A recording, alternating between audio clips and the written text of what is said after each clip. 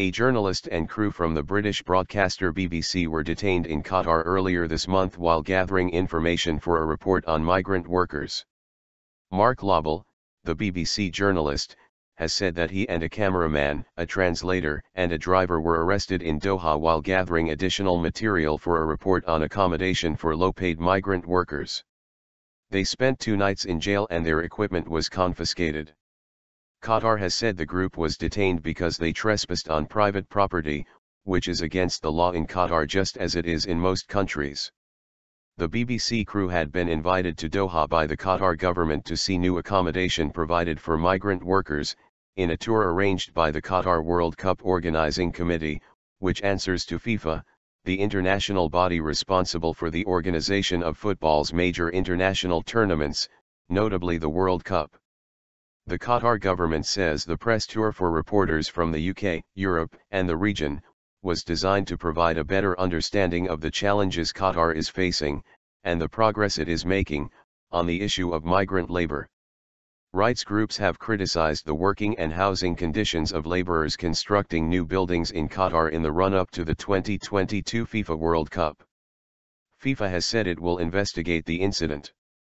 Any instance relating to an apparent restriction of press freedom is of concern to FIFA and will be looked into with the seriousness it deserves, FIFA said in a statement on Monday. For his part, Lobel said in a story published by the BBC News website, the BBC team was en route to film a group of migrant workers on a quiet stretch of road in Doha when, suddenly, 8 white cars surrounded our vehicle and directed us onto a side road at speed. Lobel said he and his crew were frisked by security officers and taken to headquarters for questioning, before being transferred to a prison, where they spent 2 nights. They were later allowed to join the organized press trip to which they had been invited. Presence no secret. In a statement, BBC said, "We are pleased that the BBC team has been released, but we deplore the fact that they were detained in the first place. Their presence in Qatar was no secret and they were engaged in a perfectly proper piece of journalism." The BBC also requested a full explanation and the return of the crew's equipment. The Qatar government has said it had invited the reporters to see some substandard accommodation as well as some of the newer labor villages, and had arranged interviews with the Minister of Labour and Social Welfare and other authorities.